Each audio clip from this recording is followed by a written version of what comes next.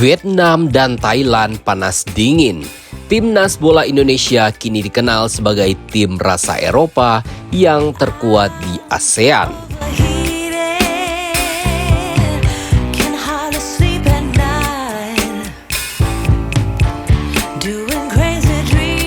Timnas Indonesia saat ini menjadi sorotan dengan terus-menerus bertambahnya pemain keturunan yang menjalani naturalisasi. Baru-baru ini diketahui ada 3 nama yang menjalani proses naturalisasi, yakni Tom Haye, Ragnar Orotmongen, dan Nathan Choe Aon. Ketiga pemain ini juga disiapkan untuk bisa tampil membela timnas Indonesia di berbagai ajang. Salah satunya adalah kualifikasi Piala Dunia 2026 menghadapi Vietnam pada bulan Maret ini. Untuk nama di awal, Tom Haye dan Ragnar Orotmongen, mereka sepertinya punya peluang tampil yang cukup kecil, sebab beberapa berkas administrasinya masih belum rampung. Sementara itu, Nathan Choe Aon sepertinya bisa sedikit bernafas lega karena baru saja menyelesaikan sumpah WNI-nya. Melihat manuver yang dilakukan skuad Garuda untuk memperkuat timnya, 2 negara saingan di Asia Tenggara terlihat mulai geram dan sakit gigi. Sebelumnya ada Vietnam yang merasa jengkel dengan apa yang dilakukan oleh timnas Indonesia ini. Namun kini tim terkuat di Asia Tenggara, yakni Thailand, juga mulai merasa jengkel.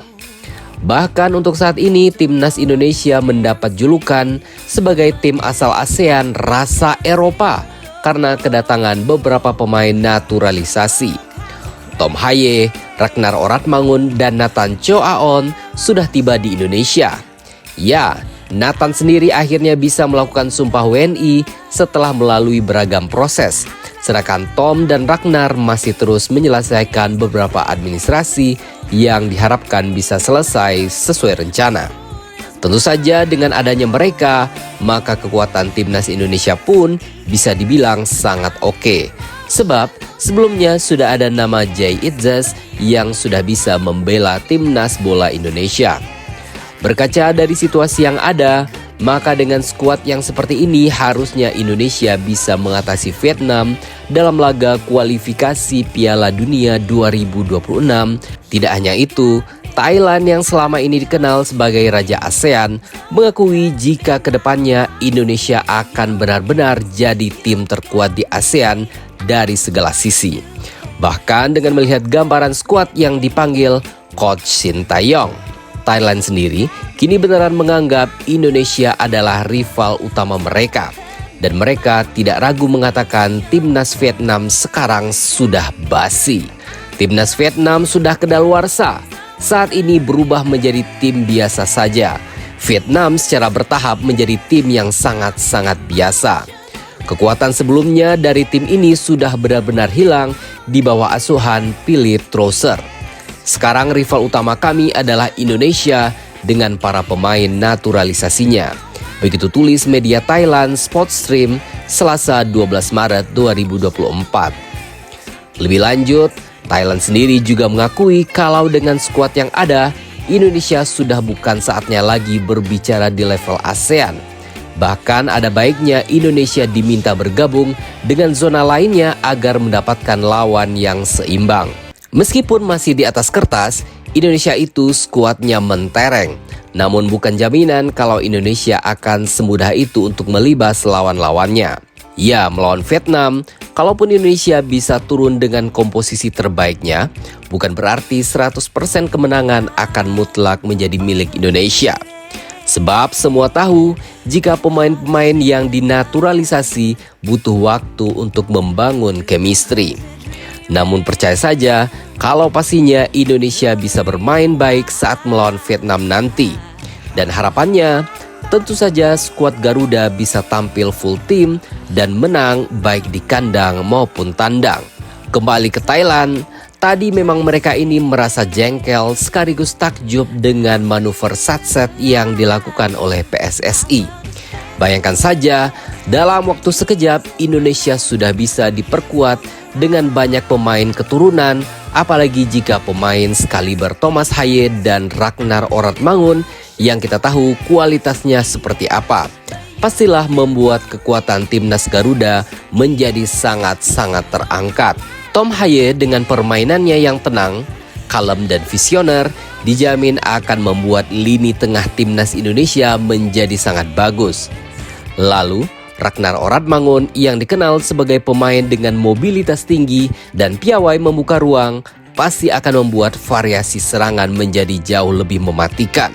Belum lagi komposisi pemain belakang yang bejibun, isinya pemain yang keren semua, terutama setelah masuknya Jay Itzes. Jelas ini harusnya membuat pertahanan Indonesia semakin naik level. Kini patut dinanti bagaimana nanti hasil proses administrasi Thomas Haye dan Ragnar Oratmangun. Pokoknya sampai narasi ini jadi, baru Nathan Choaon yang sudah resmi melakukan sumpah WNI. Sedangkan Tom Haye dan Ragnar Oratmangun masih perlu waktu lantaran harus mengurus sejumlah berkas.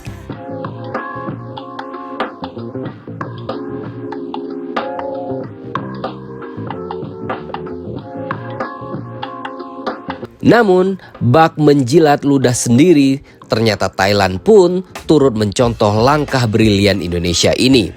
Pelatih timnas Thailand U23, Worawut Srimaka, berencana memanggil beberapa pemain keturunan yang berkarir di Eropa untuk memperkuat timnya dalam ajang Piala Dubai 2022 dan SEA Games 2022. Menurut laman media Thailand Matichon, Worawut Srimaka telah membuat daftar pemain yang akan dipanggil mulai dari pemain domestik sampai pemain keturunan yang tersebar di penjuru Eropa. Sebelum bertanding di SEA Games 2022 di Hanoi, turnamen Piala Dubai 2022 akan ia gunakan sebagai ajang persiapan. Ajang ini juga akan menjadi tempat seleksi Srimaka untuk memilih pemain sebelum membangun chemistry dan gaya permainan yang sesungguhnya. Beberapa pemain keturunan yang akan dipanggil antara lain gelandang Thanawat Suengchitawon dari Leicester City, Benjamin James Davis dari Oxford United, Chanarong Promsikau dari Union Adarve, gelandang Jonathan Kemdi dari Odense, dan striker Jude Sunsubel dari Chelsea. Ada juga pemain yang bermain di Liga Thailand seperti Supanat Muenata dari Buriram United, Jaturapat Satam dari Port FC, dan Koriwat Stasa dari Muangthong United. Menanggapi hal ini, politikus PDIP Ferdinand Huta Hayan memberikan sindiran yang sangat menohok khususnya untuk PSSI selaku federasi tertinggi Republik Indonesia. Ferdinand menceritakan sebelumnya ia pernah berdebat dengan anak buah Erick Thohir, Arya Sinulinga, terkait adanya perdebatan pendapat. Saya pernah ribut beda pendapat keras dengan AS, jajaran Erick di PSSI yang juga jadi staf khusus Erick di Kementerian BUMN. Begitu tulis Ferdinand Huta Hayan seperti diunggah dalam akun X pribadinya pada Jumat 15 April 2024. Ia pun memberikan sindiran dengan menyebut timnas Indonesia saat ini tidak lagi Nusantara. Alasannya karena hadirnya beberapa pemain dari benua Eropa dan federasi pun disebut sebagai penikmat fasilitas pro. Saya sampaikan bahwa timnas kita sekarang tidak lagi Nusantara, tapi diisi oleh para penikmat fasilitas pemain profesional. Jadi tidak ada semangat kebangsaan lagi di dada mereka. Begitu tutur Ferdinand. Sungguh memalukan cara PSSI, begitu pungkas Ferdinand Huta Hayan. Dari sini bisa kita lihat, lebih baik mana bertahan dengan pemain lokal namun prestasi biasa saja, atau campuran dengan pemain naturalisasi tapi prestasi bombastis? Jadi, bagaimana menurut pendapat Anda?